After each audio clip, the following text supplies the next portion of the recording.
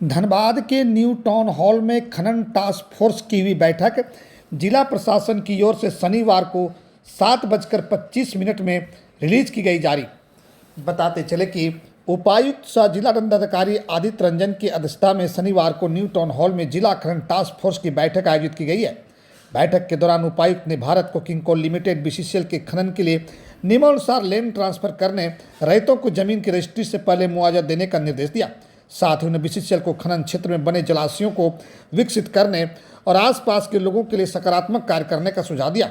उपायुक्त ने कहा कि खनन टास्क फोर्स की हर बैठक में जल संरक्षण, पौधारोपण सहित सस्टेनेबल माइनिंग के लिए बीसीसीएल द्वारा की जा रही गतिविधियों की समीक्षा की जाएगी। उन्हें खनन के दौरान ब्लास्टिंग प्रोटोकॉल एवं माइन सेफ्टी प्लान का अक्षरशः पालन करने का निर्देश दिया है। बैठक में वरीय पुलिस अधीक्षक प्रभात कुमार ने बंद खदानों के मुहानों की मजबूती से भराई करने का निर्देश दिया। साथ ही साथ ओवरबर्डन गिराने एवं परियोजना तक सड़क बनाते समय माइनिंग प्लान का पालन करने, ब्लास्टिंग का समय निर्धारित करने तथा आसपास के बस्ती वालों को इसकी सूचना देने का निर्देश दिया।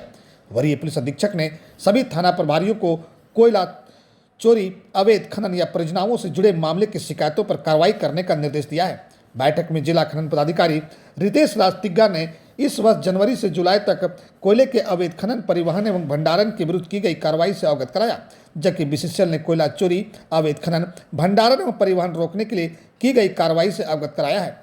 बैठक में ग्रामीण SP Kapil Chaudhary, city SP Ritik Srivastava, अनुमंडल पदाधिकारी राजेश कुमार, जिला परिवहन पदाधिकारी Diwakar Singh Dwivedi, CISF commandant DSP law and order Naushad Alam, SDPO Sindri Ashutosh Satyam, SDPO Baghmara Purushottam Kumar Singh, SDPO Nirsa Ratmani Bakhla, सभी अंचल के अंचलाधिकारी, सभी थाना प्रभारी, बीसीसीएल के सभी एरिया के जीएम व अन्य पदाधिकारी मौजूद थे। धनबाद से नीरज कुमार की रिपोर्ट। लगातार कार्रवाई भी कर रहे हैं माइनिंग टास्क फोर्स को लेके, और लास्ट बैठक से इस बैठक में काफ़ी इम्प्रूवमेंट भी है इन टर्म्स ऑफ कंप्लायंसेस, और मेजर मिनरल, माइनर मिनरल दोनों के लिए बृहद चर्चा भी हुई, और कुछ इम्पॉर्टेंट बिंदु थे जिस पर कंप्लायंसेस आने लग गए हैं। अब थानों में बृहद मात्रा में खनिज पड़ा है जिस पर केसेस हो रखे हैं, उसका निष्पादन होना है। गाड़ियों जो जब्त है उसका या तो राजसात होना या छूटना, जो भी कोर्ट से कंप्लायंसेस है उस पर भी हम लोगों की चर्चा हुई। नए एफआईआर्स, नए जो अवैध मुहाने हैं खदानों के, उसको बंद करने को लेकर बातचीत हुई। जो बार बार खुल जाते हैं उसको दोबारा बंद करने के लिए, या ऐसे तरह से बंद करने की फिर ना खुले। और इन सबसे महत्वपूर्ण जो बिंदु आज आया है वो सेफ्टी को लेके है। माइंस, ओबी डंप, उसके आसपास के कई सड़क हैं जो धंस जा रहे हैं, उसके आसपास हानि होने के चांसेस हैं, उसको लेकर विस्तृत चर्चा हुई। और बीसीसीएल के सभी पदाधिकारियों ने भरोसा भी दिलाया, वो लोग अच्छा काम भी कर रहे हैं। तो हम लोग प्रयास कर रहे हैं कि ऐसा कोई भी रोड जो धंसने वाला है या धंस रहा है उसकी रिपेयरिंग जो है हमारा विभाग आरसीडी है या फिर जो भी एनएच है और साथ साथ बीसीसीएल मिलकर करे, अल्टरनेटिव रूट्स आइडेंटिफाई करे ताकि किसी की किसी तरह की हताहत नहीं हो। ब्लास्टिंग को लेके विस्तृत गाइडलाइंस हम लोगों ने लास्ट बैठक में भी दी थी और अब उसका कंप्लायंस भी होने लग गया है। जो घटनाएं थी अनप्लान्ड ब्लास्टिंग की वो लास्ट महीने से इस महीने काफ़ी कम भी हुई है और मुझे लगता है आगे आने वाले समय में और भी कम होगी।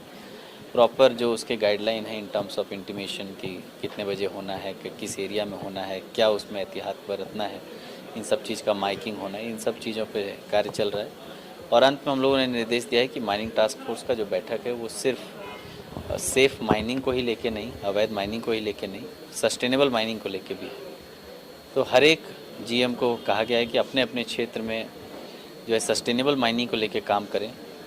उसमें वाटर कंजर्वेशन है, बड़े बड़े वाटर रिजर्वायर बनाने हैं ग्रामीणों के इस्तेमाल के लिए, प्लांटेशन करना है, वो भी डंप का एरिया है उसको कन्वर्ट करना है माइनिंग क्लोजर में, माइनिंग क्लोजर प्लान के तहत उसको ग्रीनरी में कन्वर्ट करना है। तो इन सब चीज़ों पर भी विस्तृत चर्चा इस बार हुई है और मुझे लगता है कि अगले बैठक में हम लोगों को उसका कंप्लायंस और संख्या भी आने लग जाएगी। सर, एक इसी पे आपने कई तरह के दिशा निर्देश दिए, तो इस बार क्या कुछ कर दिया गया? आज मंथली माइनिंग टास्क फोर्स की बैठक की गई है जिसमें हम लोग पिछले एक माह में क्या प्रोग्रेस हुआ है उसको देखे हैं। तो ऑफकोर्स पिछले बार से जो प्रोग्रेस है वो काफ़ी अच्छा है, बट फिर भी अभी इम्प्रूवमेंट की गुंजाइश है।